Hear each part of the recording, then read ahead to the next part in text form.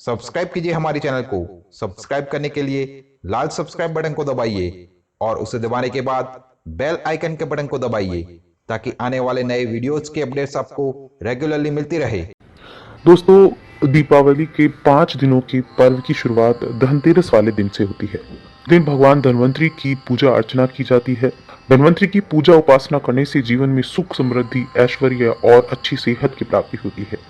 इसके साथ ही धनतेरस का जो दिन है, ये खरीदारी के लिए बहुत ही शुभ माना जाता है और इस दिन बहुत तरह के शुभ कार्य किए जाते हैं। सोने चांदी के आभूषण खरीदे जाते हैं। धनतेरस पर कुछ विशेष चीजें होती हैं जिन्हें खरीदने पर मां लक्ष्मी का आशीर्वाद प्राप्त होता है। तो धनतेरस पर कुछ चीजों की खरीदारी के बारे में आज हम आपको बताने वाले हैं कि वो कौन सी 5 चीजें हैं जो धनतेरस के दिन आपको खरीदनी चाहिए।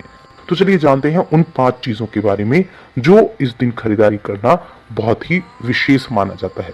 अगर आप अपने ऊपर धन वर्षा कराना चाहते हैं तो आपको इस धनतेरस पर पारद श्री यंत्र जरूर खरीदना चाहिए। इस यंत्र से जीवन में धन, वैभव, सुख, समृद्धि की कमी कभी नहीं रहती है। ये बहुत ही शुभ मानी जाती है।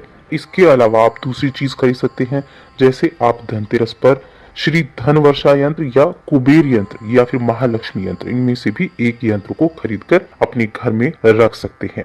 आप चाहें तो अपने घर में रख सकते हैं, अपने ऑफिस में भी रख सकते हैं। ये बहुत ही शुभ होता है, ये धन को अपनी तरफ खींचता है और प्रतिदिन इसकी आप पूजा अर्चना करें तो ये धनतेरस वाले दिन आप इसको खरीद के घर में स्थापित कर सकते हैं। बहुत ही शुभ ये माना जाता है।